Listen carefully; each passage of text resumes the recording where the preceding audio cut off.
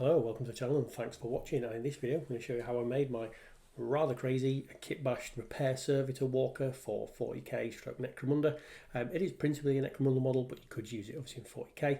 Designed really to match in with my scenery builds that you'll hopefully seen on the channel previously, that I've been doing an underhive kind of dockyard and loading bay area.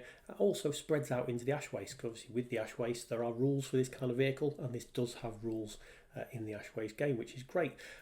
Now this is accumulation of bits from a lot of my recent projects. If you've watched the channel a lot, you'll know that I've just come off the back of doing a Nurgle Knight army, and that's how we're starting the build. So we're using the legs from an unused Nurgle Knight, where it's a armature model that is an Imperial Knight armature.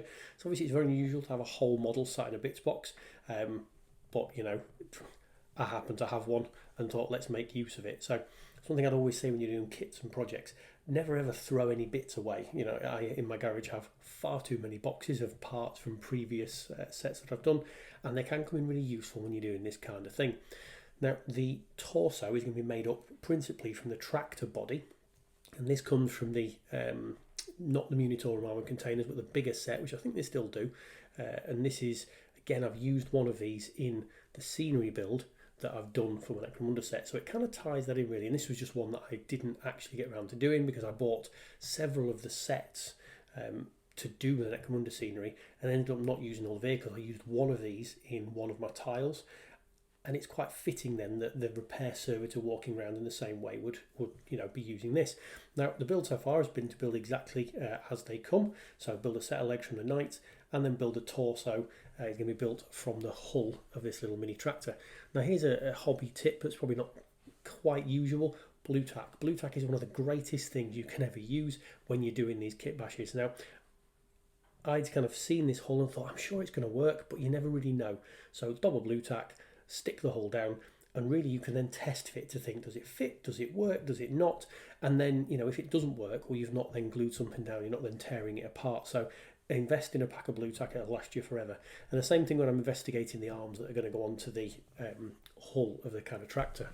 Now these two arms that I'm using in that set, these are meant to slot into the hole you can see at the what would be the front of the vehicle, and they're kind of like working arms to pick things up, whatever.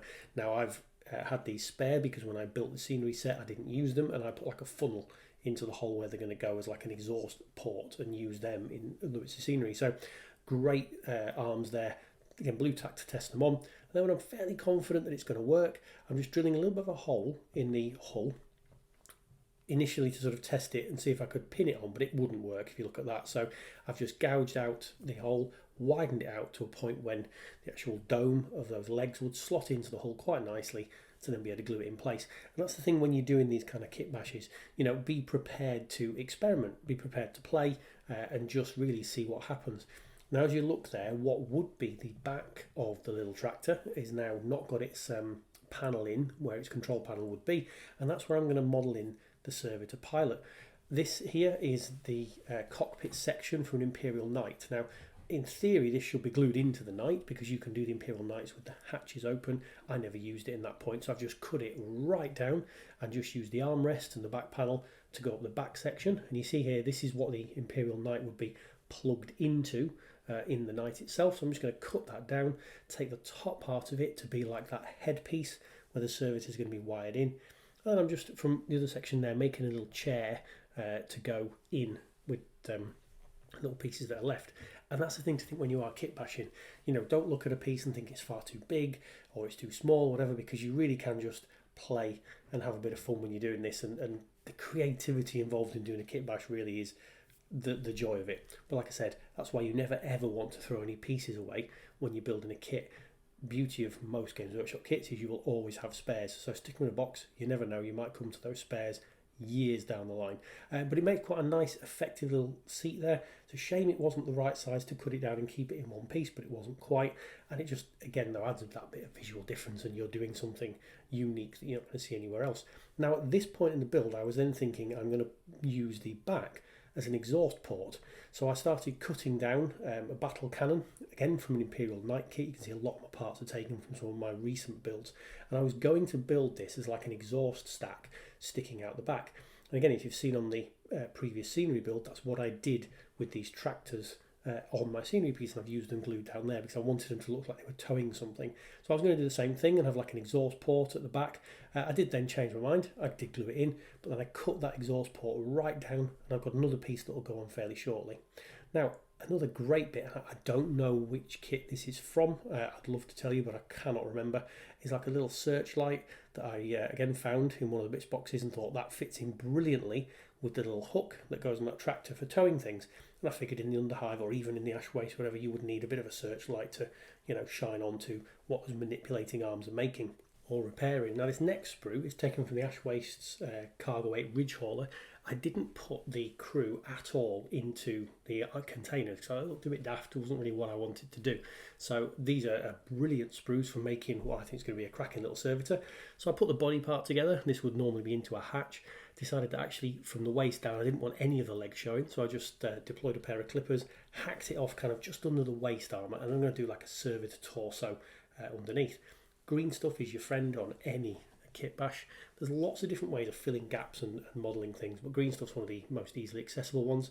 First thing to do is just any unclean areas you've got where you've got a gap that maybe your clippers didn't fully cover, just fill the gap in with the green stuff. I'm just literally only filling around where this chair section is.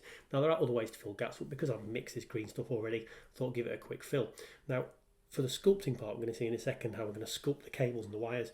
I did leave the green stuff for probably 30 to 45 minutes to kind of set a little bit.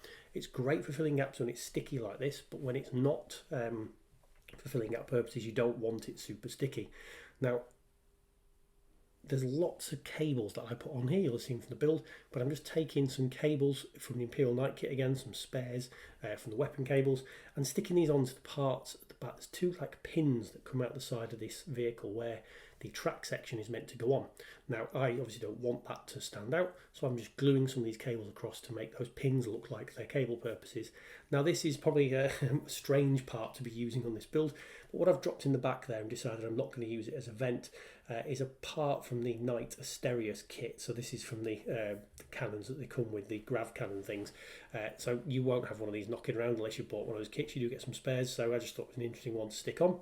Now I'm putting on the exhaust ports onto the top there because it needs a bit of exhaust, and I do fill the slight little gap that they've got there. Now unfortunately I'm doing a lot of work off camera as you can't see, but this is sprue goo as you call it. It's a great way of filling gaps in models, just melted sprue into some polystyrene cement. So a great way of filling gaps and filling holes if you don't want to use green stuff, and in this case it was easier to do it with this rather than green stuff. You'll see me use this again fairly shortly.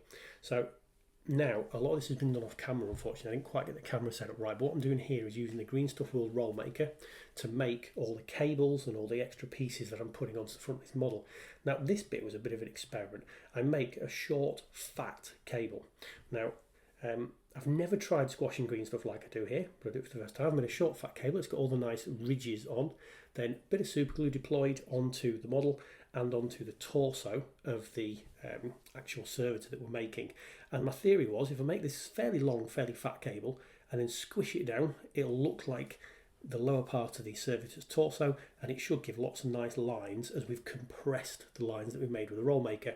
And thankfully it really worked. Now I made a number of other cables, thinner, a bit more traditional, just to go round the rest of the armour and just link in all these little places where there's the pins that you would ordinarily put bits of the model onto.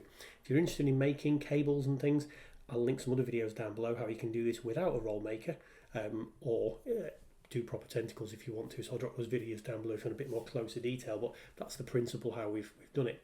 Now what I'm doing here is I'm taking that sprue goo stuff that's just literally in a poly cement pot with melted sprues, and I'm using this to kind of cover up the gaps where these pipes have gone onto the model and they don't quite look perfect, and I'm using it to represent kind of leaking goo or gunk or fuel, whatever you want to call it, out of there, and you just smear it on and it stretches quite nicely. Now in the heat wave this was drying a bit too fast, so I had a bit of tidying up to do afterwards, but it's fine because it sets solid like it's plastic and part of the actual model, so it does set really nicely and makes it look like there's gunk and stuff leaking out of the model.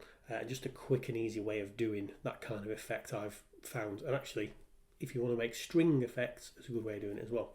So you can see the model has now dried, been sprayed black, sprayed lead belcher, I'm not going to go massively into the painting scheme, and it's going to whiz through at 3/4 speed, or 3 speed rather, so that you can just see briefly what I've done.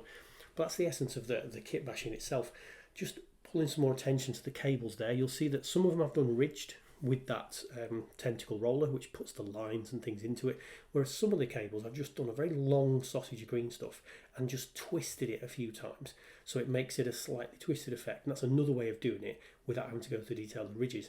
So I'd point out as well, if you look at the waist below the servitor, squashing down that fairly fat piece of green stuff anyway has worked really well, and all those lines are really visible in there, so quite like how the final effect's done, and it's, I think, blended in quite nicely. Now you see here, just whiz through the paint scheme. I'm starting off with an orange, and that matches into all of my Ash Waste and Necromunda vehicles. The idea is these are from the same guild, so these are all being controlled by the same people, so similar colour scheme. So I've gone through an orange, I'm doing a red, I'm doing a black on the cables here. The one thing to notice when you're painting Necromunda vehicles, or I think a lot of 40k vehicles, you can get away with being a little bit scruffy on a lot of parts.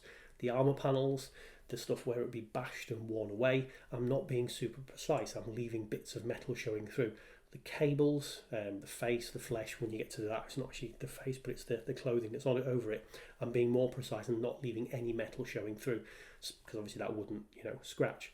Bit of yellow onto the spotlight. There is a spotlight on the back of the vehicle. I did consider covering it over, thinking, well, that's what would have originally have been the front, but actually I thought it was quite fitting and quite in keeping with it, and really like how this has kind of come together. It's because it's not too many parts from too many different kits. The bulk of it is taken from 3 different kind of kits.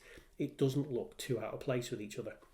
Now I'm painting it as I've painted a lot of my other Necromunda figures, just to blend in. So if you want to check out a little bit more detail on the paint scheme itself, and you want me to talk about exactly what colour scheme I've used, drop back to last week's video, or the week before, when I've done the Cargo 8 Ridge Hauler trailer paint scheme, and it's just exactly matching that. Now because the legs though are a little bit plain, I'm doing a lot of bare metal, I've put a bit more brass detailing onto some of the nuts and bolts and things around there, just to provide a little bit of visual difference. Now here's the gunk going on to those plastic, the sprue goo melted areas that I've used. Now I'm using Nurgle's Rot on this, which might sound a bit odd to do something Nurgly, but it looks like underhive gunk, as it's in the background, it's always described. So I use that, and again that blends in with the gunk trailer that I did in the previous video. So all this is kind of matching in and blending in with a lot of what I'm doing for Necromunda currently. You can see real dirty, nice underhive paint scheme, and just a touch on what I then do after I've done sort of a manky sepia wash is just to go back over the model and do some kind of highlight layers with exactly the same colours that you've used. It's quick, it's efficient, it looks really nice.